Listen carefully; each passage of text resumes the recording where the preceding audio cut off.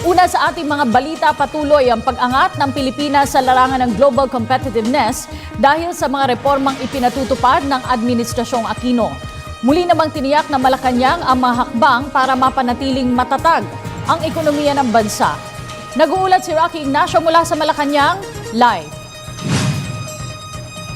Maraming salamat, Cathy, na pagtagumpayan nga ng Aquino Administration na itaas pa ang Pilipinas doon sa tinatawag na global competitiveness. Kasunod nito, tiniyak pa rin ng palasyo na may mas sapat na mekanismo ang pamahalaan para mapanatiling matatag ang ekonomiya. Samantala, balik trabaho naman si Pangulong Aquino ngayong araw.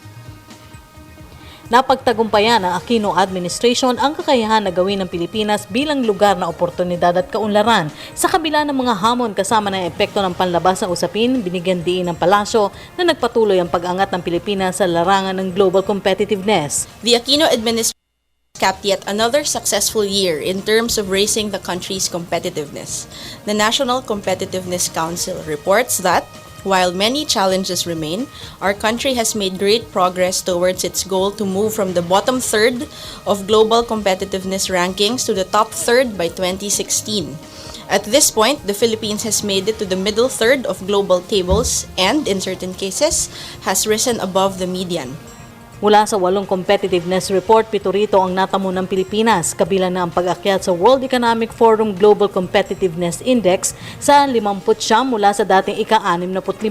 30 antas rin na itinaas ang ranking ng Pilipinas sa International Finance Corporation's Ease of Doing Business Index sa 108 mula sa 138. At ang pagkilala ng Transparency International Corruption Perception sa tuwid na landas ng administrasyon na naglagay sa Pilipinas sa 94 mula sa dating 105th rank.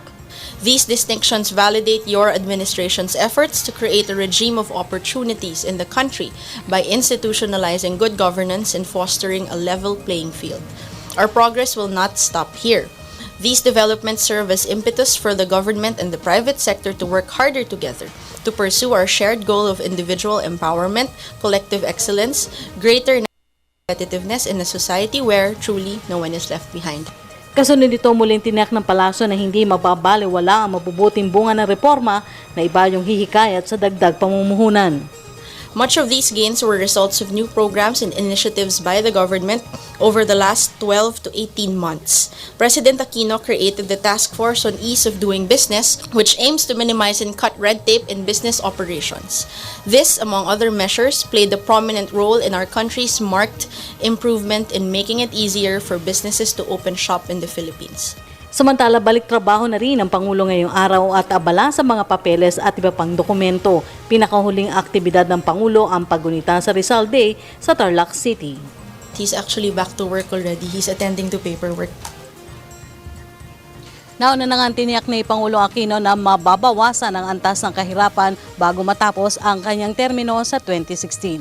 At yan po ang ating pag-uulat mula dito sa Malacanang sa tulong ng RTVM. Ako po si Rocky Ignacio para sa Telebisyon ng Bayan. Maraming salamat, Rocky Ignacio.